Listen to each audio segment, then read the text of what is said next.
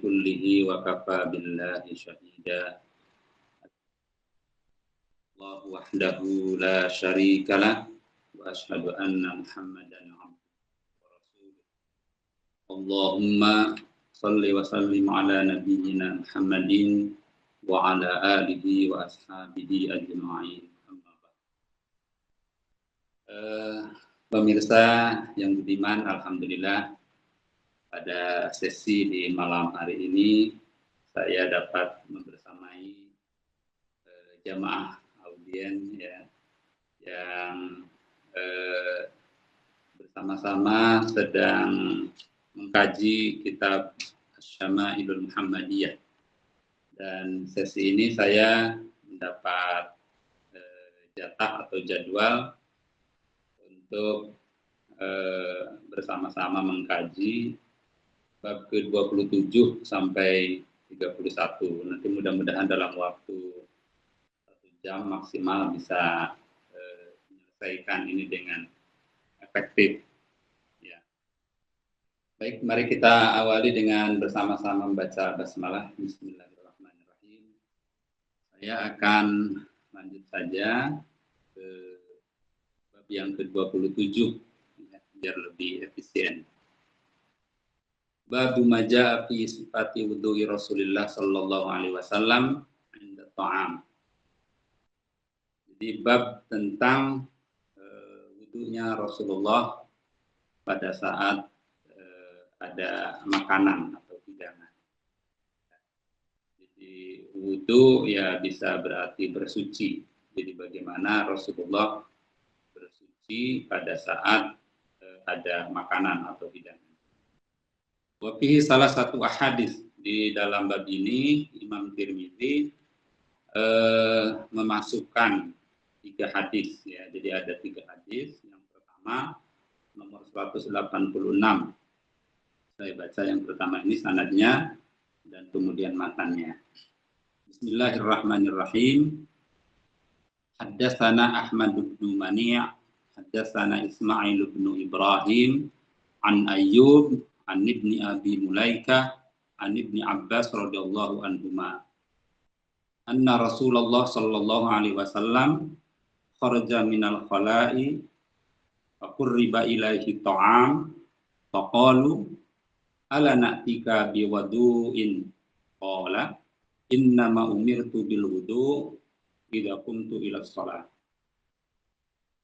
Ya, hadis yang ini ya.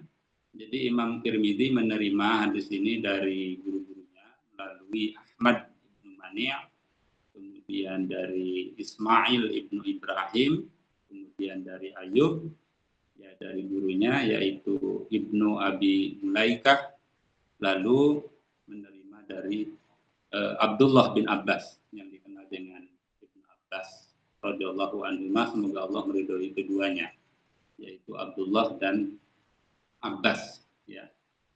Jadi perlu saya memberikan sedikit catatan di sini sekilas atau uraian ya.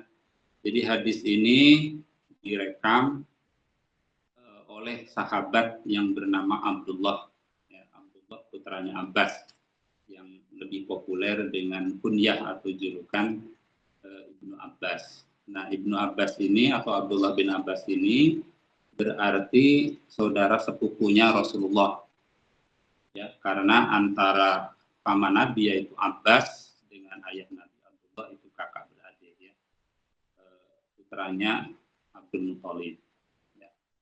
Jadi ini Abdullah dan Rasulullah. Memang beliau ini saudara sepupu tapi usianya agak jauh ya, karena ketika Rasulullah hijrah ke Madinah berarti waktu itu usia Nabi ketika hijrah itu sekitar 52 tahun. Nah, Abdullah bin Abbas ini sekitar 5 atau 6 tahun ya. Jadi usianya cukup jauh. Nah, Abdullah bin Abbas langsung saja menceritakan bahwa Rasulullah SAW kharaja minal khala'i, ketika itu Rasulullah keluar dari al-khala atau kloset toilet ya, atau kamar mandi. Faqurriba ilaihi ta'am.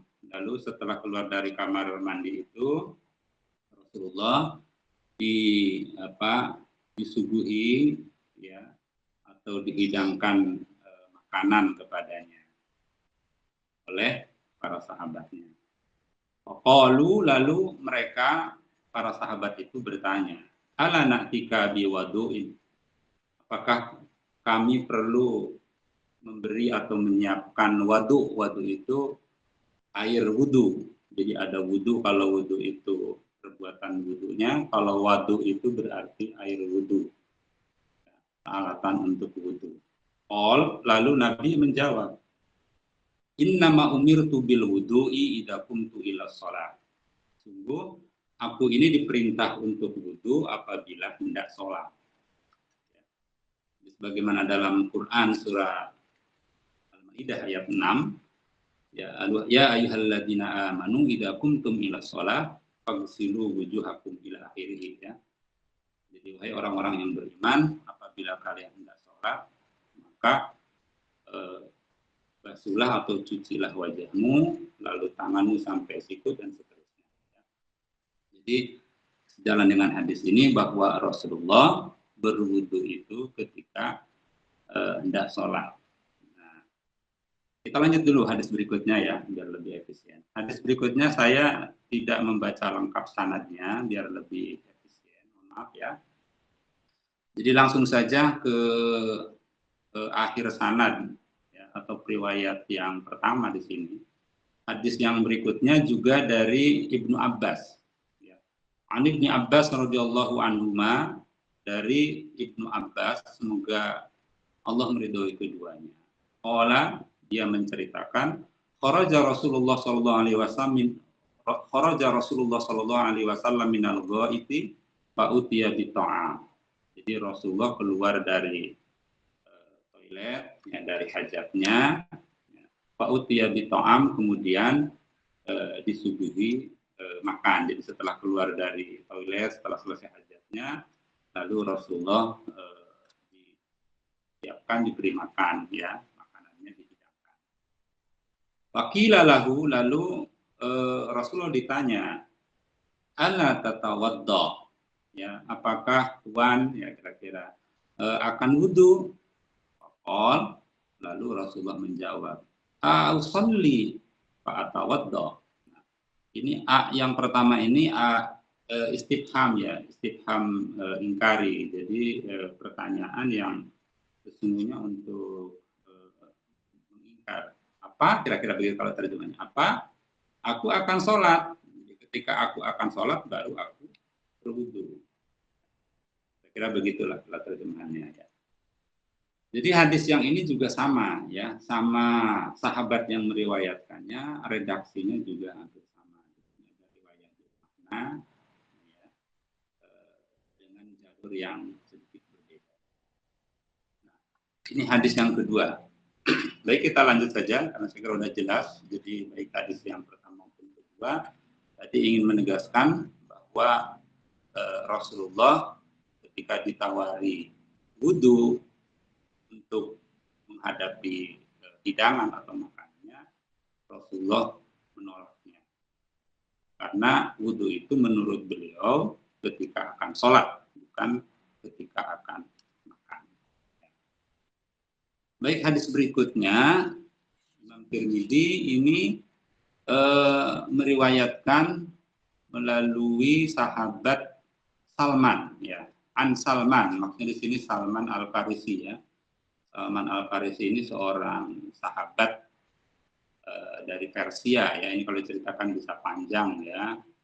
Jadi pencarian keagamaannya Salman ini dari Persia sempat menjadi seorang Nasrani, ya, kemudian Yahudi, ya, lalu dia setelah diberitahu bahwa akan ada seorang nabi, lalu Salman ini datang ke Madinah.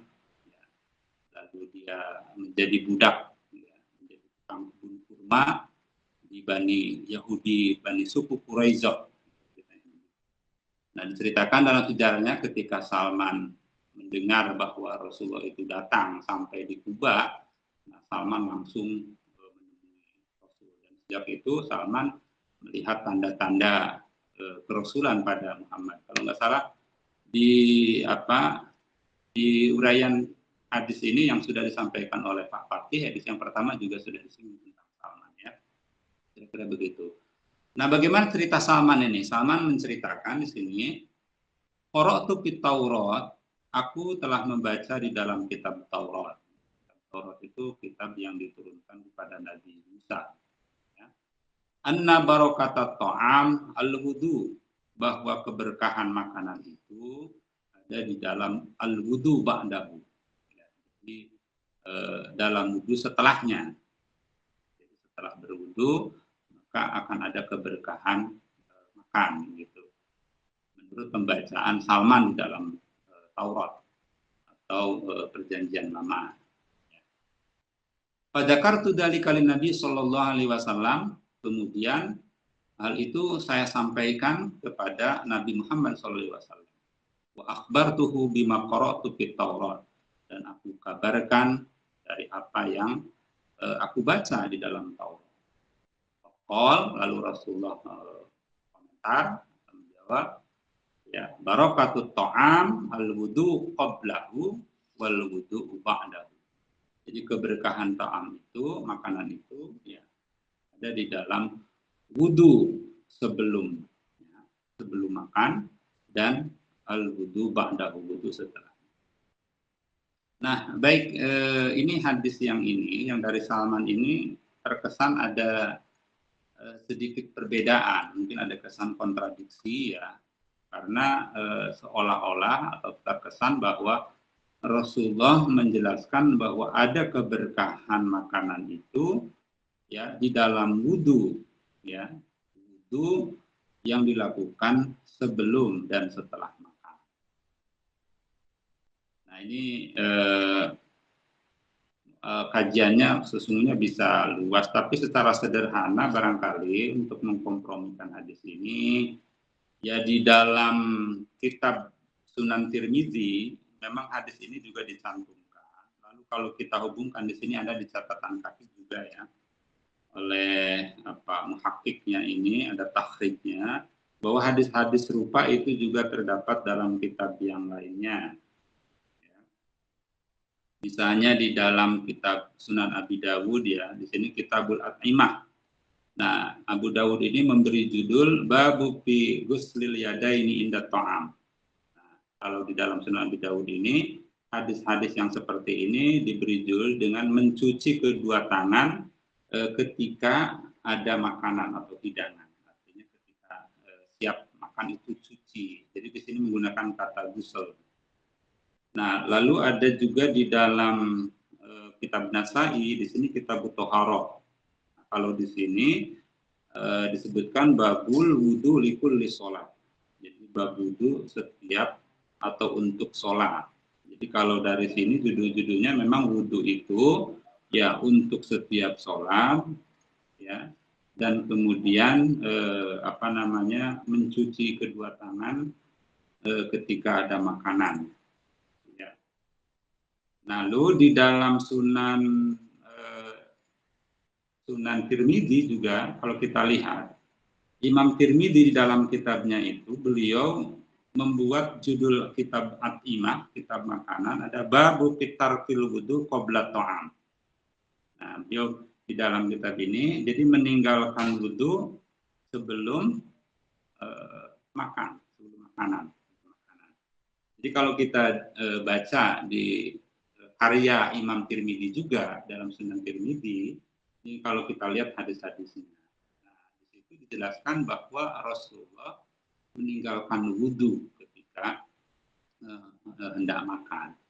Nah, kita bisa mengambil bahwa ada beberapa kemungkinan di sini. Yang pertama, bahwa Nabi tidak ingin menyerupai praktek itu. Jadi kebiasaan katakanlah informasi yang ada di Taurat atau orang Yahudi katakanlah, nah itu seperti itu, maka Nabi tidak ingin menyerupai. Nah, kalau kita lihat pada pola secara umum, ya itu bisa jadi tidak ingin menyerupai.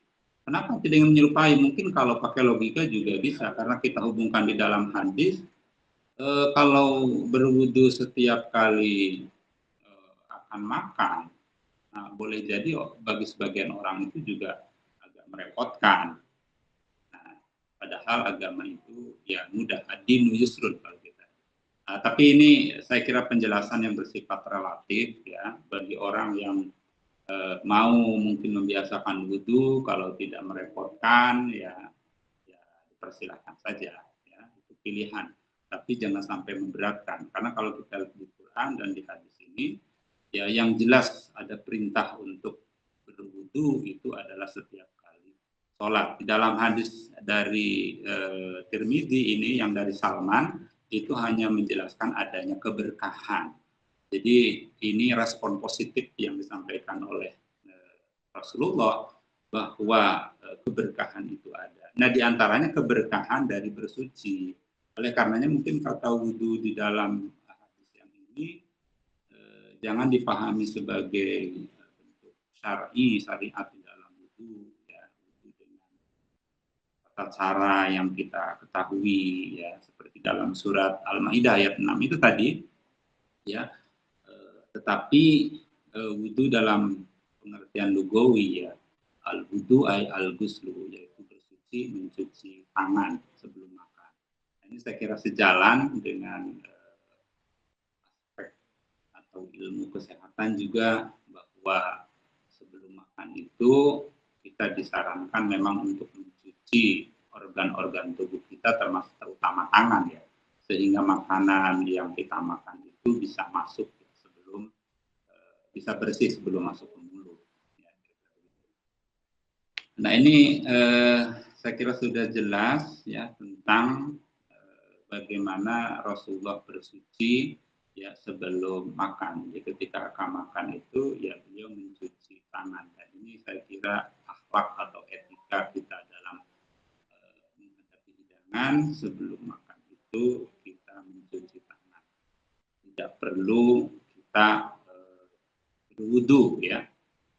Kalau kita wudu ya karena kita batal, ya mau sholat boleh wudu lagi. Tapi kalau misalnya kita punya wudu, lalu kita makan untuk satu sholat dan sholat yang lainnya, boleh-boleh saja.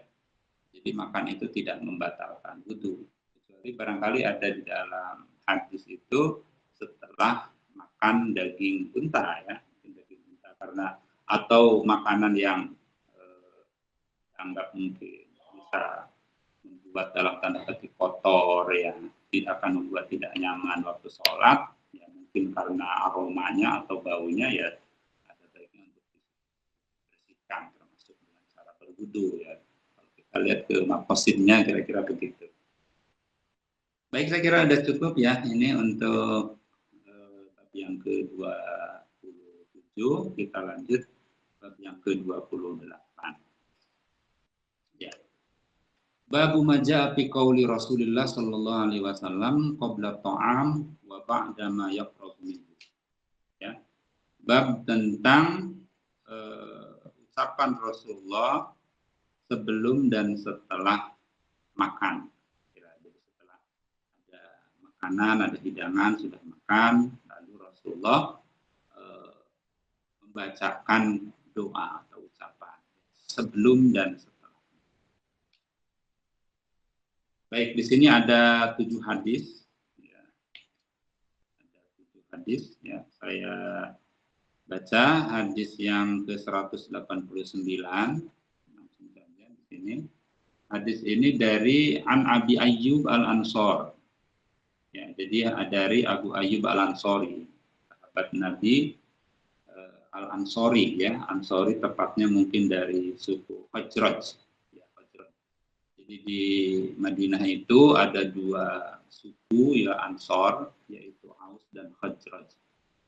Nah, ini Abu Ayyub Al-Ansori ini termasuk famili Rasulullah ya, karena ketika Rasulullah baru tiba di Madinah, ke Kuba, lalu masuk ke Madinah, di situ belum ada tempat tinggal, maka Rasulullah tinggal sekitar 6 bulan di rumahnya atau di keluarganya Abu Ayyub Al-Ansori. Ini Al-Ansori ini menceritakan bagaimana cerita yang disampaikan oleh Abu Ayyub. Kunna inda Rasulullah sallallahu alaihi wasallam yauman. Kami serta Rasulullah pada suatu hari.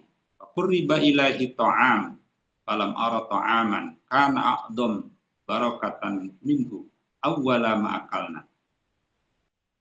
Jadi makanan dihidangkan.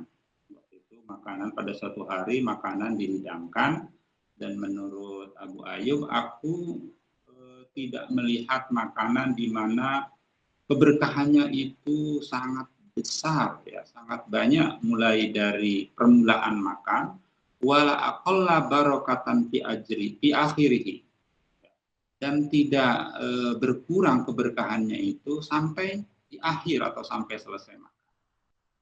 Jadi Abu Ayyub menceritakan, memberikan kesan bahwa keberkahan makanan yang dihidangkan di saat itu sangat besar, ya, dari permulaan sampai akhir makan. Ya. Kulna, kata siapa, Abu Ayyub Al-Ansori, saya bertanya, ya Rasulullah, wahai Rasulullah, kaifa hadza? Bagaimana ini bisa terjadi? Ya. Qala, Rasulullah menjawab, inna dzakarna smallah hina akalna. Ya. Sesungguhnya kami, kata Rasulullah, jadi keberkahan ini dikarenakan kami menyebut asma Allah. Jadi Rasulullah membacakan bismillah, membaca atas nama Allah ketika makan. Tsumma qa'ada, kemudian Rasulullah bersandar. Rasulullah menyampaikan, man akala walam yusammillaha ta'ala fa'akala ma'ahu syaitan. Barang siapa yang makan tanpa menyebut asma Allah, tanpa membaca basmalah, maka makannya itu disertai syaitan. Di sini ingin menegaskan bahwa apa yang disampaikan dari Rasulullah kepada Abu Ayyub Al-Ansori di sini, bahwa keberkahan makan itu tidak terlepas dari bacaan atau ucapan, ya, bismillah. Bismillah itu ya bismillahirrahmanirrahim. Itu ketika makan. Baik, kita lanjutkan, ya. Kita lanjutkan hadis yang ke-190. Ini dari Aisyah, Ummul Mukminin. Kita tidak perlu dijelaskan lagi, Aisyah, putrinya Abu Bakar, istri Rasulullah. Ya, qalat, Aisyah menceritakan, qala Rasulullah SAW, Rasulullah bersabda, idza akala ahadukum, apabila seorang makan, panasya, kemudian dia lupa, ayyad qurasmallahi, lupa membaca atau menyebut bismillah di sini, ala ta'amihi, pada saat makan itu, ya, ketika ada makan itu, fal yaqul, maka ucapkanlah bismillahi awwalahu wa akhirahu. Ketika seorang hendak makan lalu lupa membaca basmalah, Allah memerintahkan untuk mengucapkan bismillahi awwalahu wa akhirahu, atas nama Allah atau dengan nama Allah awal dan akhir. Atau bisa disebut bismillah juga mulai dari awal sampai akhir. Artinya bahwa membaca bismillah itu bisa dari awal sampai akhir ketika dia ingat. Pada saat dia ingat maka bacalah bismillah. Boleh begitu saya kira. Atau bisa seperti ini, bismillahi awwalahu akhirahu. Bismillahirrahmanirrahim. Artinya menyebut asma. Baik, ini hadis dari Aisyah. Saya kira ini sudah biasa kita, ya, insya Allah ketika makan kita mempraktekkan sebagaimana dicontohkan oleh Rasulullah. Ini salah satu syarat, ya, atau kunci agar kita mendapatkan keberkahan dalam makan. Itu penjelasan. Baik, kita lanjutkan hadis berikutnya. An Umar bin Abi Salamah. Ya, ini diriwayatkan dari sahabat Umar bin Abi Salamah. Jadi Umar putranya Abi Salamah. Salamah ini, ya Abu Salamah ini yang meninggal ya pasca perang Uhud karena luka yang parah. Ya, lalu istrinya atas permintaan Abu Salamah sebelum meninggal menikah atau dinikahi oleh Rasulullah. Nanti istrinya yang dikenal dengan Ummu Salamah. Jadi di sini Umar ini adiknya Salamah. Jadi ini anak tiri Rasulullah. Rasulullah ini anak sambung. Saya kira tidak perlu saya sampaikan lebih panjang. Jadi ini diceritakan oleh Umar, putranya Abi Salamah. Jadi kalau kita lihat di sini Umar bin Abi Salamah, ya, karena ini anak tiri, jadi dinisbahkan bukan kepada Rasulullah, ya, tapi di sini putranya Abu Salamah. Baik, Abu Salamah menceritakan annahu dakhala ala Rasulillah sallallahu alaihi wasallam wa indahu ta'am. Dia menceritakan bahwa dia masuk menemui Rasulullah dan di samping atau di dekat Rasulullah itu ada makanan. Faqala, Rasulullah berkata kepada Umar, anaknya itu, anak tirinya itu, Udnu ya bunayya. Udnu itu ukrub, ya, mendekatlah kepadaku, ya. Ya bunayya ini bentuk tasghir, ya, untuk menunjukkan syafaqah itu karena kasih sayang atau kedekatannya. Betapa Rasulullah itu sangat lembut, sangat sayang, ya. Jadi mungkin ini untuk sekaligus mengkonter anggapan ada orang misalnya kepada anak tirinya tidak sayang. Rasulullah betapa sayangnya sampai panggilannya juga pakai ya bunayya. Nah, ini juga sekaligus untuk menjelaskan bahwa kepada anak tiri pun tidak apa-apa menyebut ya bunayya. Bahkan kalau nanti mungkin audien pernah membaca kitab koleksi hadis yang disusun oleh Bukhari, ada Adabul Mufrad, di situ ada salah satu bab yang menjelaskan bagaimana seorang laki-laki bisa memanggil anaknya dengan ya bunayya. Jadi Rasulullah memanggil Umar anak tirinya dengan kata-kata ya bunayya, meskipun bukan anak kandungnya. Betapa sayangnya, ya, betapa halusnya perasaan Rasulullah kepada siapapun, pada anak-anaknya, anak kandungnya, bukan anak biologisnya. Luar biasa, subhanallah ini Rasulullah, ya. Baik, kita lanjut. Jadi ketika itu Umar bin Abi Salamah masuk menemui Rasulullah, ada hidangan, ada makanan, lalu Rasulullah memanggil, sini sayang, kira-kira begitu, ya, mendekatlah sini, gitu kan, ya bunayya, wahai ananda anakku, ya, fasamillah, bacalah bismillahi ta'ala.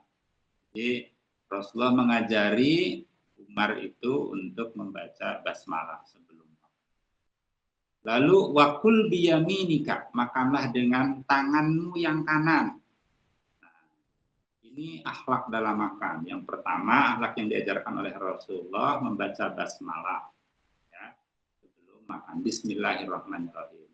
Lalu yang kedua, makanlah dengan tangan kanan. Wakul biyaminika, tangan kiri, ya. Jelas ajaran yang disampaikan oleh Rasulullah, makan itu dengan tangan kanan. Yang ketiga, wakul mimma yalik, nah, makanlah makanan yang dekat denganmu. Jadi jangan sampai kalau mengambil makanan yang jauh, apalagi di situ banyak orang, ya. Ini akhlak dalam makan itu, ambillah makanan yang dekat. Ini akhlak diajarkan oleh Rasulullah kepada putranya Umar, dan ini berlaku juga bagi kita dengan akhlak, apalagi dalam bertamu ada makanan, jangan sampai haji mumpung, ya, mengambilkan akhlak begitu. Nah, ini luar biasa, ya. Jadi akhlak dalam hal makan sekaligus ini menggabungkan 3 poin akhlak. Baik, kita lanjut, ya, hadis berikutnya. Ini dari Abu Sa'id Al-Khudri. Abu Sa'id Al-Khudri ini salah seorang sahabat, ya, beberapa seorang sahabat yang juga termasuk al-siruna fir riwayah, sahabat yang banyak meriwayatkan hadis. Ya, ini termasuk sahabat yang sufi, kira-kira begitu. Dan ya, secara ekonomi ya kurang mampu, ya, tapi memang pilihannya karena ayahnya di perang Uhud dia syahid, ya, sepeninggal ayahnya bahkan meninggalkan hutang yang cukup banyak. Ya, ini kita lanjutkan. Ini Abi Sa'id Ad-Khudri ini menceritakan karena Rasulullah SAW idza faragha min ta'amihi qala alhamdulillahilladzi at'amana wa saqana wa ja'alana muslimin. Ini sudah biasa kita praktekkan ya insyaallah, bahwa Rasulullah SAW apabila selesai makan, to'am itu berarti makan, apapun yang dimakan ya, nasi, ya, camilan, ya, apapun, ya, makanya yang dibaca. Kemarin termasuk makan minum. Jadi makanya di sini to'am. Ya, apapun bentuk makanannya, maka setelah makan, setelah selesai, ini Rasulullah ya, mencontohkan membaca ini. Alhamdulillah, segala puji milik Allah. Alladzi at'amana, yang telah memberi kami makan, wasaqona, dan telah memberi kami minum, wa ja'alana muslimin, dan menjadikan kami muslim. Nah, ini makan dan minum ini anugerah yang luar biasa. Demikian juga menjadi seorang muslim itu adalah anugerah yang luar biasa. Baik, kita lanjut ya, nanti waktunya terbatas. Kita lanjut hadis berikutnya dari Abi Umamah. Karena Rasulullah SAW idza rufi'atil ma'idatu min baina yadayhi yaqulu alhamdulillahi hamdan katsiran thayyiban mubarakan fihi ghairu muwadda'in wala mustaghna anhu rabbuna. Jadi Abu Umamah menceritakan bahwa Rasulullah SAW apabila idza rufi'atil ma'idah, apabila hidangan makanan itu ya sudah diangkat, sudah dirapikan ya di hadapannya, arti bahwa perjamuan itu sudah selesai, maka Rasulullah membacakan ini, alhamdulillah, segala puji bagi Allah dan katsiran, pujian yang sangat banyak, thayyiban mubarakan ya. Jadi banyak kebaikan, keberkahan yang melimpah kan gitu. Ghairu muwadda'in, tanpa terputus, artinya terus menerus. Ini pujian yang terus menerus ya, wala mustaghna anhu, dan tidak mungkin untuk melakukan memberikan pujian yang luar biasa seterusnya, artinya untuk menunjukkan betapa pujian itu luar biasa ya, sangat banyak berkah yang melimpah yang terus menerus, yang tidak mungkin untuk bisa balasnya dan seterusnya. Menunjukkan bahwa Rasulullah itu memberikan pujian luar biasa kepada Allah atas anugerah yang sangat besar. Ini saya kira adalah salah satu bentuk syukur Rasulullah kepada Allah dengan bacaan hamdalah yang redaksinya di sini bisa beragam seperti itu ya. Nah, ini manifestasi dari syukur. Syukur itu berarti respon baik terhadap anugerah ya, kebaikan yang Allah berikan kepada kita. Respon positif. Nah, ini namanya syukur. Baik, kita lanjutkan. Hadis berikutnya dari Aisyah radhiyallahu anha. Qalat. Aisyah menceritakan ya, kana Nabi sallallahu alaihi wasallam yaqulu ta'am fi sittati ayamin ashabihi. Jadi Nabi SAW makan ya dengan 6 sahabatnya. Jadi ceritakan 6 sahabat ini siapa ya. Faja'a Arabiyun, maka datanglah seorang Arab ya, Arab Badui gitu. Maka Allahu bilukmataini, lalu orang Arab itu makan dengan 2 suap. Ya. Faqala Rasulullah SAW, lalu Rasulullah bersabda, ya, lau samma lakafakum, seandainya membaca tasmiyah atau basmalah, misalnya kalian akan cukup, terpenuhi. Ya. Jadi ini juga menegaskan sebagaimana kita disebutnya bahwa basmalah itu mengandung keberkahan, ya, kebaikan, manfaat, ya, termasuk rasa cukup. Ya. Saya kira di sini dimensi syukur ya, tidak harus selalu dimaknai dengan kenyang, tapi keberkahan itu ya itu diantaranya cukup. Ya. Nah ini lewat dimensi vertikal kepada Allah bahwa basmalah rasa syukur itu ya akan menghantarkan dapat kepuasan, ya, kecukupan atas anugerah yang diberikan padanya, termasuk pada kita ya, insya Allah. Baik, selanjutnya hadis dari Anas bin Malik. Anas bin Malik ini sahabat yang pernah menjadi pelayan ya, Rasulullah ya, selama 10 tahun. Ya, dia menyampaikan, qala Rasulullah sallallahu alaihi wasallam, innallaha la yarda 'anil 'abdi ayyakulal aklata fayahmadahu 'alaiha aw yashraba syarabata fayahmadahu 'alaiha.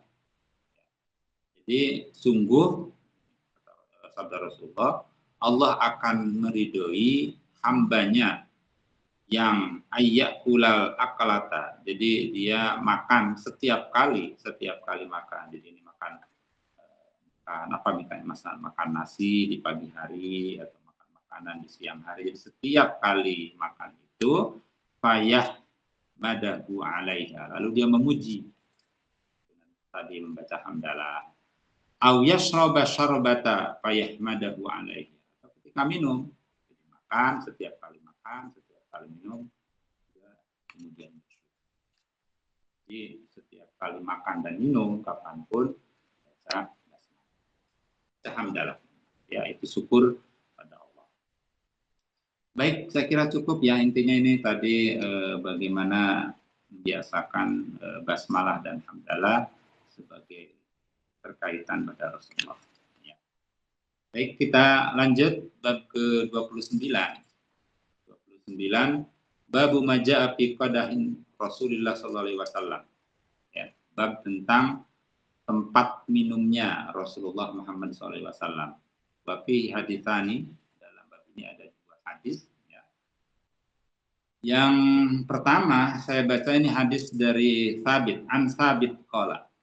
Thabit ini Thabit pamannya Thabit bin Qais ya, Thabit bin Qais. Thabit bin Qais ini pamannya Anas bin Malik. Dia menceritakan akhraja ilaina Anas bin Malik qadaha khashabin. Ya, dia menceritakan bahwa Anas bin Malik itu menunjukkan atau mengeluarkan qadah khashab ya. Qadah khashab itu tempat minuman yang terbuat dari kayu. Tempat minum. Golido mudabbaban bihadidin. Nah, jadi tempat minum yang terbuat dari kayu itu dililit ya, dililit di semacam ada ring atau pengikat dari besi, ya. Pengikat biar kencang, biar tidak pecah, biar rapat kan gitu, airnya tidak rembes gitu, tidak bocor, maka diikat dengan besi ya, pengikat dari bahan besi ya. Faqala, lalu Anas bertanya atau berkata kepada Sabit, ya Sabit, hada qadahu Rasulullah sallallahu alaihi wasallam. Inilah tempat minum Rasulullah sallallahu alaihi wasallam. Jadi Anas yang tahu persis dan melayani Rasulullah selama 10 tahun setibanya Rasulullah di Madinah, menceritakan dan menunjukkan tempat minumnya Rasulullah. Kalau sekarang gelas gitu yang terbuat dari kayu bahannya, ya, dari kayu dan diikat oleh bahan semacam besi lah kan kayak gitu. Baik, hadis berikutnya masih dari Anas bin Malik. Imam Tirmidzi menceritakan bahwa Anas bin Malik di sini menyampaikan laqad saqaitu Rasulullah sallallahu alaihi wasallam bihadzal qadahi syarab kullahu. Aku memberi minum Rasulullah sallallahu alaihi wasallam dengan menggunakan tempat ini. Tempat minum ya, qadah tadi semuanya ya, al-ma'a wan nabida wal asala wal labana. Jadi baik minuman semuanya di qadah ini, tempat minum ini, entah itu air bening ya, entah air putih, air bening Kemudian nabid itu ya minuman rendaman anggur, bisa kurma, ya biasanya nabid itu rendaman. Kalau sekarang semacam biasa disebut dengan infus water ya gitu kan, bisa kurma atau anggur direndam misalnya semalaman lalu paginya diminum. Nah, Rasulullah biasa itu. Ya, kemudian al-asal, jadi madu juga, susu juga, laban juga itu. Jadi ini menjelaskan tentang tempat minum Rasulullah yang terbuat dari bahan kayu dengan jenis minuman berupa air, ya kemudian minuman. Ya kalau sekarang mungkin semacam tadi infus water, ya atau sirup atau apapun ya, ya yang jelas halal kan gitu ya. Lalu madu, susu, nah itu di tempat itu. Jadi ini menjelaskan tentang tempat minumnya Rasulullah. Mungkin dari sini bisa kita ambil hikmah ya betapa Rasulullah itu saya yakin kalau tempat minum itu dari kayu zaman itu ya itu menunjukkan kesederhanaan. Karena kalau pada masa itu pun misalnya Rasulullah mau ya tempat minumnya dari bahan yang lebih mewah, sangat bisa. Tapi dari sini kita bisa melihat betapa Rasulullah itu hidup dalam kesederhanaan, dan sederhana tidak harus tidak baik ya. Kalau kita lihat sekarang bahan kayu itu juga ya sehat. Nah, jadi mungkin bahannya yang sederhana lalu sehat.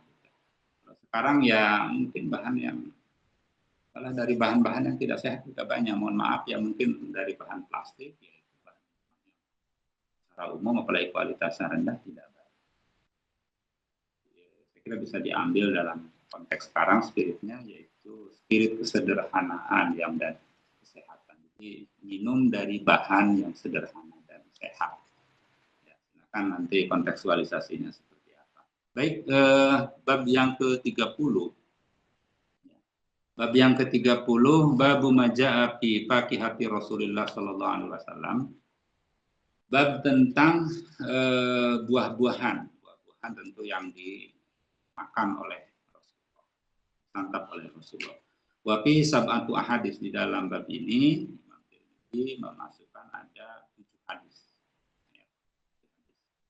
Baik, hadis yang pertama di dalam kitab ini hadis yang ke-198 diriwayatkan oleh sahabat Abdullah bin Ja'far. Abdullah bin Ja'far ini berarti bin Ja'far bin Abi Thalib. Jadi kalau Ja'far ini adalah saudara sepupu dengan Rasulullah, karena Abu Thalib itu kan kakak adik dengan Abdullah. Nah ini Ja'far ini anak yang pertama dari Abu Thalib. Nah ini putranya Ja'far. Kalau kita tahu dalam sejarah Ja'far ini konon katanya saudara sepupu yang fisiknya ya karakternya itu banyak kesamaan. Mirip lah secara fisik. Nah ini Abdullah bin Ja'far ini putranya Ja'far ini ditinggal oleh ayahnya, karena ayahnya Ja'far ini meninggal di perang Mu'tah. Tidak lama setelah Ja'far ini datang hijrah dari mana, Habasyah di Ethiopia sampai ke Madinah, lalu beliau diminta untuk menjadi panglima perang di perang Mu'tah. Perang Mu'tah itu perang pertama umat Islam melawan Romawi ya. Baik, kita lanjut. Nah ini putranya Abdullah bin Ja'far ini, berarti ini keponakan Rasulullah, menceritakan karena Nabi Shallallahu Alaihi Wasallam yaqulul kisa'a birrutabi. Nah Rasulullah itu makan kisa dan rutab. Nah, ini buah, ini sedang Imam Tirmidzi, ini jenis buahnya. Jadi Rasulullah itu makan kisa dan rutab. Kisa itu ya mungkin kalau di kita ya, yang jelas kisa itu sejenis buah-buahan ya semacam timun, artinya buah atau sayur yang mengandung air ya. Kira-kira kalau di kita apa ya, buah-buahan yang mengandung air. Warutab, rutab itu buah kurma yang masih segar, baru dipetiknya itu rutab, jadi masih segar, masih basah, belum kering. Nah, ini jadi Rasulullah menurut Ja'far itu makan buah berupa kisa dan rutab. Jadi makan ini digabung disatukan. Nah, kita lihat lagi coba di sini, kisah itu jenis buah tertentu yang teksturnya itu agak berbeda dengan rutob. Kalau rutob itu kan kurma, dia cenderung mengandung kalori tinggi, panas ya. Kalau kisah itu ya sejenis, kalau di kita yang air yang dingin. Jadi ini perpaduan antara yang mengandung kalori tinggi, yang cenderung panas dengan yang dingin, sehingga akan menjadi seimbang. Nah, ini luar biasa ini. Jadi prinsip bagaimana pola makan buah yang dilakukan oleh Rasulullah. Jadi kalau kita mau menggabungkan harus tahu juga dengan karakter buah. Ini mungkin tentang ilmu gizi ini perlu ya kira lewat Rasulullah. Kita lihat coba hadis berikutnya ya, biar waktunya efisien. Hadis berikutnya dari Aisyah radhiyallahu anha, ini dari istri beliau Ummul Mukminin ya. Anna Nabi sallallahu alaihi wasallam kana yaqulul batikh. Kalau di sini batikh ya, kalau saya lihat di kamus di itu bitikh. Bitikh. Ada yang batikh, ada yang bitikh, kayaknya lebih banyak bitikh. Bitikh itu ya semacam semangka ya, semacam. Jadi bir rutab dengan kurma yang masih basah, masih segar. Jadi menurut Aisyah juga laporannya begini, kalau yang tadi kisah, yang ini bitikh atau batikh. Jadi Rasulullah makan buah itu dicampur, digabungkan, ya, dipadukan antara bitikh dengan rutab. Karena efek ya, dari dua buah-buahan ini, kalau hanya satu, tampaknya memang kurang bagus. Maka Rasulullah biar antara yang cenderung panas, yang menimbulkan efek hangat atau panas dengan yang dingin itu bisa menjadi seimbang. Saya kira lewat hadis ini juga kita bisa mengambil pelajaran ya tentang perlunya pengenalan jenis buah-buahan masing-masing. Jangan sampai kita makan buah yang satu dengan yang lain itu malah tidak efektif ya. Contoh ya misalnya konon katanya kalau makan pisang dengan makan jeruk itu kan tidak tepat. Ya. Karena dua makanan itu akan membuat gizinya menjadi rusak kan kayak begitu. Contoh mungkin bukan buah ini. Selama ini misalnya kalau menurut para ahli atau medis yang saya tahu, kalau minum misalnya kopi dengan gula atau teh dengan gula, nah gula itu bisa merusak zat zat asam ya. Ini bisa menimbulkan dampak yang tidak sehat pada makanan itu, menjadi rusak kandungan. Ya, ini barangkali perlu kita pelajari ya, terutama ahli gizi ya. Saya kira ini perlu berkolaborasi. Kita lihat di sini dengan mengetahui tentang kandungan-kandungan yang ada di dalam makanan, jangan sampai nanti makanan yang satu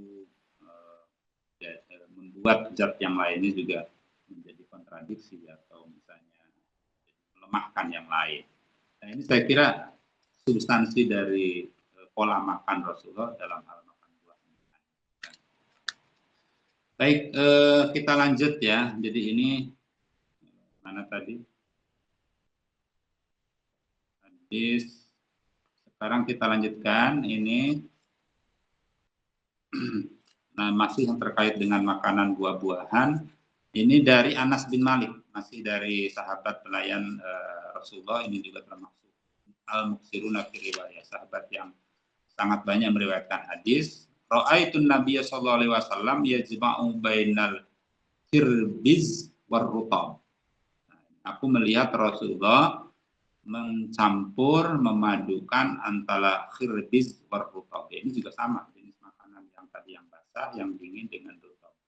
Kebetulan barangkali di zaman Rasulullah makanan yang dominan, yang favorit, yang menghangatkan ini adalah kurma ya, kurma yang masih segar, yang baru dipetik terutama. Nah ini rutab lalu dipadukan. Kalau terlalu banyak rutab itu yang nggak bagus dipadukan. Bisa dengan khirbiz, bisa dengan kisah ya, lalu bisa dengan batikh, itu silakan campurannya. Di sini bisa campuran itu bisa fleksibel yang memiliki zat-zat yang sama. Nah, saya kira di sini juga perlu kita belajar tentang mungkin golongan darah kaitannya dengan makanan yang cocok. Ya. Itu belum tentu satu makanan itu cocok untuk dua orang, masing-masing punya karakter tubuh yang berbeda termasuk makanan. Baik, kita lanjut ya. Selanjutnya dari Aisyah radhiyallahu anha. Aisyah menceritakan anna Nabi sallallahu alaihi wasallam akalal batikha birrutab. Sama ya dengan yang tadi. Jadi Aisyah juga menceritakan bahwa Rasulullah makan semangka dan kurma. Mungkin bisa kita coba buat kalau mau dibikin jus atau dibuat jus water ya. Kalau ya kita semangka kan banyak ya. Kalau ada kurma, saya kira ya tidak harus kurma juga. Tapi zat-zat yang dimiliki oleh kurma semacam itu ya ini bisa dipadukan. Coba ini perlu kita teliti zat apa yang terkandung di dalam kurma, misalnya ada kandungannya kalorinya yang tinggi dengan herbis tadi. Ya, dengan herbis dengan apalagi yang lain ya. Ya. Nah, ini juga bisa diambil hikmahnya ya, untuk kita terapkan dalam konteks sekarang. Baik, masih ada waktu sedikit lagi ya, kita lanjutkan di sini. Nah, ini hadis yang dari Abu Hurairah, ini agak panjang. Karena nasu ida ra'au awala tamari, karena nasu ida ra'au awala tamari ja'u bihi ila Nabi sallallahu alaihi wasallam. Jadi orang-orang para sahabat itu ketika mereka melihat datangnya tibanya buah-buahan awal panen itu, lalu mereka membawa menemui Rasulullah makanan, memberikan kepada Rasulullah karena begitu sayangnya, begitu menghormatinya, lalu membawa hasil panen yang pertama itu kepada Rasulullah. Faida akhadahu Rasulullah SAW qol, maka ketika Rasulullah mengambil makanan ya, makanan ini tentu kita sudah tahu Rasulullah hanya menerima dan mau makan itu kalau itu hadiah ya, bukan sedekah. Nah, Rasulullah bersabda ini doa ya. Allahumma barik lana fi samarina wa barik lana fi madinatina wa barik lana fi sa'ina wa fi muddina. Allahumma inna Ibrahim abduka wa khaliluka wa nabiyuka wa inni abduka wa nabiyuka wa innahu da'a di Makkah wa inni ad'uka lil madinati bimisli ma da'aka bihi li Makkah wa mislahu ma. Ya, jadi saya langsung saja ini doa Rasulullah. Allahumma ya Allah, berkahilah pada buah ini. Wa barik lana fi madinatina, dan berkahilah kota Madinah ini. Wa barik lana fi sa'ina, dan berkahilah So' itu tempat takaran ya di zaman Rasulullah. Itu satu itu berisi 4 mud. Kalau 1 mud itu berarti genggaman tangan orang dewasa, yaitu 1 mud. Nah, 4 mud ini menjadi 1 sok, yaitu alat ukur di masa Rasulullah. Jadi Allah berkahilah. Jadi berkah itu kira-kira kalau dalam kamus dalam Quran kita cermati itu sabitul khair. Jadi kebaikan yang tetap, ya, kemudian an-nama wa ziyadah, yang tumbuh dan berkembang. Jadi kebaikan itu tumbuh berkembang, itu namanya barokah atau blessing ya kalau dalam bahasa Indonesia ya. Nah, jadi Rasulullah memohon keberkahan pada buah ini, pada kota ini, keberkahan pada soknya, takarannya. Allahumma inna Ibrahim abduka, sesungguhnya Ibrahim hambamu, wa khaliluka kasihmu, wa nabiyuka dan nabimu. Wa ini abduka, sungguh aku pun ini adalah hambamu, wa nabiyuka dan nabimu, wa innahu da'aka lima kata. Sesungguhnya Ibrahim itu memohon kepadamu untuk Makkah, wa ini adu kalimadinati, maka aku pun memohon untuk Madinah di misli mada'aka bihi, sebagaimana beliau Ibrahim alaihissalam itu mohon kepada Makkah untuk Makkah, wa mislahu ma'ahu, dan yang serupa dengan qala tsumma yad'u asghara walidin yarahu fayu'tihi dzalika tsamar. Lalu Rasulullah, tadi ada makanan yang disampaikan itu, memanggil anak-anak kecil yang beliau lihat. Ya, luar biasa. Rasulullah mengutamakan anak kecil yang dekat, yang beliaunya fayu'tihi dzalika tsamar, lalu memberikan makanan itu ya kepada anak-anak kecil. Ya. Baik, selanjutnya ini hadis dari Rubai binti Muawid, ya, di Afra. Dia menyampaikan ini sahabiah yang ikut Bai'atul Ridwan, ayahnya ini yang berupaya untuk membunuh Abu Jahal di perang Badar. Sahabat sahabiah Rasulullah, ya, yang juga banyak meriwayatkan hadis. Dia menceritakan ba'asani Mu'adz bin Afra bikina'in min rutabi wa alaihi ajrin, ya, min kinai rubbin wa kana Nabi sallallahu alaihi wasallam yuhibbul kina fa ataituhu bihi wa indahu hilyatun qad qadimat alaihi minal bahrain famala ayadahu minha fa'ataihi. Baik, dia menceritakan bahwa ini Rubai binti Muawid ini, ya, dia diutus katanya oleh Mu'adz bin Afra dengan membawa baki. Di baki itu ada rutab, ya, ada kurma yang masih segar. Nah, kemudian dibawa kepada Nabi, ya, karena makanan itu sangat dicintai oleh Rasulullah, oleh Nabi. Lalu aku memberikan kepada Nabi. Nah, ketika menyampaikan itu, ternyata di sisi beliau itu ada hilyah, yaitu ada perhiasan. Nah, perhiasan yang beliau terima dari Bahrain, ya, ada hadiah. Famal ayadahu minha fa'ataihi. Lalu Rasulullah mengambil perhiasan itu dan diberikan kepada Rubai. Kedermawanan Rasulullah. Nah, Rasulullah tidak perlu perhiasan, dan itu yang datang itu adalah sahabiah yang sangat dikenal oleh Rasulullah baik, maka diberilah perhiasan itu kepada. Ini informasi yang disampaikan oleh Rubai. Nah, kemudian Rubai juga menceritakan ini hadis yang serupa, ya, yang intinya sama, bahwa hilyah itu adalah perhiasan. Nah, baik, ini satu hadis lagi. Bagaimana ini, Mas? Satu bab lagi sedikit, ya, ada 5 menit saya selesaikan. Ini babu maja'a fi sifati syarabi Rasulullah SAW. Bab yang ke-31 ini tentang minumannya Rasulullah. Ada syarab itu minuman, kalau syurbi itu bagaimana minumnya. Nah, di dalam hadis ini dari Aisyah diceritakan, kana ahabbu syarabi ila Rasulullah al-hulwul barid. Aisyah menceritakan bahwa minuman yang paling dicintai oleh Rasulullah adalah minuman yang manis dan dingin. Nah, ini menurut informasi dari Aisyah radhiyallahu anha. Nah, kemudian dari Ibnu Abbas ini doa, ya, doa ketika baik, satu hadis lagi aja saya sampaikan ini. Jadi dari Ibnu Abbas, Abdullah bin Abbas menceritakan, dakhaltu ma'a Rasulillah sallallahu alaihi wasallam. Aku masuk bersama, menyertai Rasulullah.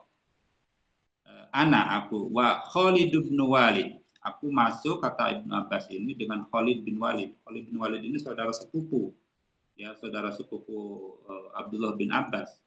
Karena Abdullah bin Abbas itu dan Khalid bin Walid itu ibunya bersaudara, ya. Jadi istrinya Abbas itu Lubabah, ya. Lalu istrinya ibunya Khalid itu berarti istrinya Walid bin Mughirah, tokoh Quraisy senior, termasuk Salma, Hamzah itu. Nah, termasuk itu diceritakan ini Maimunah, ala Maimunata. Jadi keduanya Rasulullah disertai oleh Abbas, kemudian Khalid bin Walid ini menemui Maimunah. Maimunah itu bibinya Abbas, Abdullah bin Abbas dan Khalid bin Walid. Jadi adiknya Lubabah dan Salma dan ibunya Khalid bin Walid. Faja'atna bi'ina'in min labanin. Lalu Maimunah istri Rasulullah yang dinikahi terakhir dalam sejarah itu ketika umroh Rasulullah setelah perjanjian Hudaybiyah, ya, tahun ke-7 Hijrah. Jadi Maimunah menemui Rasulullah, Khalid dan Abdullah bin Abbas itu dengan membawa minuman berisi susu. Fasariba Rasulullah SAW, Rasulullah kemudian minum. Wa ana ala yaminihi, kata Ibnu Abbas itu, saya duduk di sebelah kanan Rasulullah.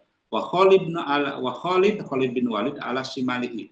Kalau Ibnu Abbas ini kan masih remaja, masih anak-anak ya, masih remaja. Kalau Khalid ini sudah dewasa, Khalid bin Walid. Faqala li, lalu kata Ibnu Abbas, Rasulullah bersabda, berkata kepadaku, asyurbatu laka, minuman ini untukmu. Fa in syi'ta asarta biha, nah, apabila engkau menghendaki, nanti sisanya untuk Khalid, biha Khalid. Fakultu, lalu Ibnu Abbas ini berkata, tentu dalam hatinya, ma kuntu la utiro ala su'rika ahadan. Aku nggak mau ya sisanya ini diberikan kepada seseorang, termasuk kepada Khalid. Nah, maunya dihabiskan kan gitu. Karena ini tahu bahwa ada keberkahan ya, malak berkah katanya sisa Rasulullah mau dihabiskan oleh Abdullah bin Abbas. Maqala Rasulullah SAW, "Faman at'amahullahu man at'amahullahu ta'aman falyakul." Barang siapa yang Allah beri makan, maka ucapkanlah Allahumma barik lana fihi wa at'imna khairan minhu. Ya Allah berkahilah kami, berkahilah kami, kemudian berilah makan yang lebih baik dari ini. Ya, kata Rasul, wa man saqahullahu azza wa jalla labanan, barang siapa yang Allah beri minum berupa susu, fal yakul Allahumma barik lana fihi wa zidna minhu. Ya Allah berkahilah kami pada minuman ini dan tambahlah tambahan kan begitu. Maqala Rasulullah sallallahu alaihi wasallam, laisa syai'un yuji'u makana ta'am wa syarabi ghairu laban. Tidak ada maksudnya makanan, posisi makan yang melebihi ya, minuman selain susu. Jadi ini pujian Rasulullah kepada jenis minuman susu itu, bahwa susu itu memang sangat bagus. Saya nggak tahu susu seperti apa, yang jelas di zaman Rasulullah lewat ini betapa pentingnya susu karena mengandung zat-zat yang diperlukan oleh tubuh. Saya kira cukup kajian saya sudah selesai bab 27 sampai 31. Mohon maaf kalau ada yang kurang pas ya, ada kesilapan, dan mudah-mudahan bermanfaat. Ya, tentu dengan kajian ini harapannya akan lebih meningkatkan rasa cinta kepada Rasulullah dan bagaimana mengikuti dan mengamalkan ajaran-ajaran yang disampaikan. Dalam konteks kekinian nanti tinggal melihat apa yang relevan, sisi-sisi yang menjadi kepribadian Rasulullah yang tepat untuk konteks kita, misalnya tadi jenis makanan, ya tempat minum, dan seterusnya yang tadi sudah saya sampaikan. Tetap kajian ini saya kira sangat penting dan relevan bagi kita semuanya. Ini sebagai wujud kecintaan kepadanya yang mengkaji hadis-hadis. Luar biasa Imam Tirmidzi yang telah menyusun kitab ini. Untuk kita berdoa mudah-mudahan kebaikan dan pahalanya ini juga tetap mengalir untuk mereka semua ya. Nah, baik, saya kira sampai di sini kajian yang saya sampaikan di sesi yang beberapa ini. Itu sekali lagi mudah-mudahan manfaatnya, dan mohon maaf kalau ada kesilapan. Terima kasih. Assalamualaikum warahmatullahi wabarakatuh.